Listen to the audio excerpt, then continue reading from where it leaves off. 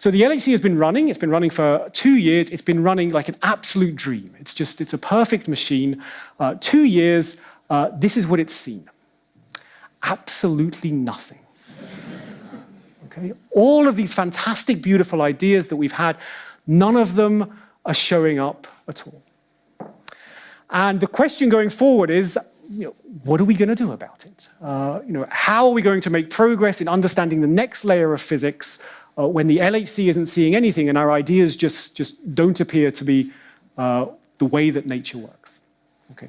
I should tell you upfront, I don't have a good answer to this. I say, my impression is that most of my community is a little bit shell-shocked by what happened. There's certainly no consensus in the community to move forward, but I think there's 3 responses that sort of various people have had that I'd like to share with you. And I think all 3 of these responses are reasonable up to a point. We are rapidly coming to the end of the possibility of doing experiments within a human lifetime. Current experiments in particle physics, that's the very small, from inception to completion is 25, 30 years. It involves building an accelerator that's 50 miles big and so forth. Incidentally, an accelerator that could probe the scales that we're really interested in would have to be as big as the galaxy, and it would have to use 1 trillion barrels of oil a second to fuel it. So we're coming to the end of where we can really directly probe these kind of things. And that's very frightening. I mean, frightening for somebody who has invested that much of their life in these things. On the observational and cosmological, we're beginning to see things as big as the horizon. We know that we cannot see things bigger than the horizon. And so again, we're coming to the end of observation. There are 2 ways to make progress.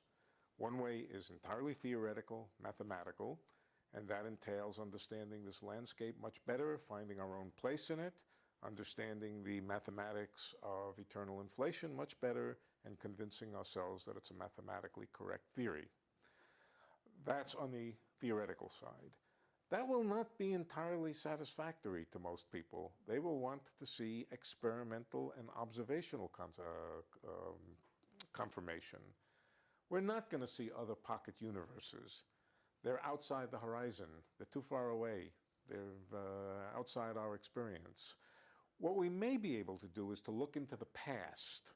And by looking into the past, discover that our universe was born from one of these bubble nucleations. This is possible, that we will be able to look into the past and see the event which gave rise to our universe being a nucleation from another point in the landscape. That is possible. But quite frankly, the possibilities, the experimental possibilities are very limited and very, very hard. So I am not optimistic that we will see a great deal of experimental evidence in this direction, at least in the short term. All physicists say, no, this is just a wavelength. There aren't any colors out in the world out there, really. That's just something consciousness put into our brain. Now, what evidence do we have for the past? I would say it's our memories and the fact that you see my hand moving. And if I move it fast like that, you actually see the hand in all those positions at once, and you have that sense that it's moving. Now, is it inconceivable that nature somehow, through consciousness, is fooling us? That there isn't really any motion out there? There's only time capsules and this mysterious wave function of the universe that somehow or other through consciousness is telling us that we're seeing motion. I think it's a possibility. I believe that we need a deeper understanding of consciousness. Let me just mention. Andre, I've been just overwhelmed by your and your colleagues' approach to eternal chaotic inflation and what it may mean to the universe.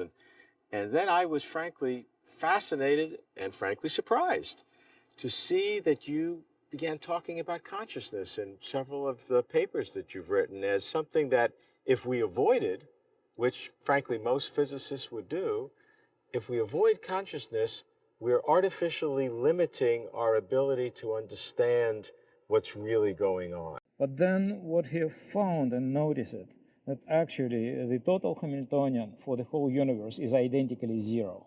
The total energy of the whole universe is exactly zero, being a sum of positive energy of matter and negative energy of gravitational field.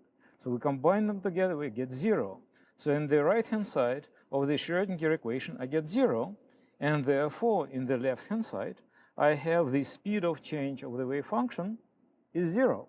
So the wave function of the universe, which is supposed to describe everything and all changes and us talking and everybody recording, okay, this wave function does not depend on time, which means when our discussion is over, nothing changed and it is not recorded. How could it be? Yeah, doesn't make sense. Yeah, so he suggested a resolution of this problem. And the resolution was, we never ask questions about the wave function of the whole universe. We ask the question about the wave function of the rest of the universe. We are observing it, and here is the rest of the universe, okay?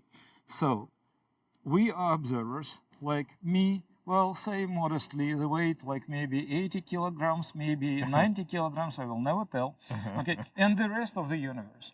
And our combined mass, which is mc squared, will give you total energy of everything. It is equal to zero, which means that me is this 80 kilograms multiplied by c squared, and the universe is exactly minus 80 kilograms c squared, because the total thing must be equal to zero. So the universe has minus my mass. If I were small, then the universe, the rest of the universe, were small. If I am cut out of this, then the rest of the universe has zero mass and cannot change. Its wave function does not depend on time. So it starts depending on time on my watch only if I subtract myself and start observing the rest. So then, in a certain sense, the rest of the universe is alive only because I'm alive. This sounds extremely paradoxical, but that's what we have right now. We trust these equations. We just need some interpretation. Rice David did not come to forward too much to say that actually the rest of the universe depends on us human observers. He said that, well, actually observations can be made by some automatic devices. Just put the camera, start it watching, and the universe becomes alive. But then from my point of view, camera is a part of the rest of the universe. I must observe it.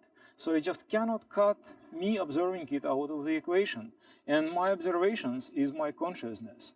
Without me recording it, all the rest of the universe will be dead. Well, then, of course, it is kind of strange, right? Because it presumes that consciousness may have some independent importance. Or maybe not, I do not know. But the thing is that if I want to study quantum cosmology, I want to have an answer to these questions. I want to consider these paradoxical situations honestly up to the end of it. And whatever answer comes, I will need to accept it. And this means that I must at least think about things like possible importance of consciousness for cosmology.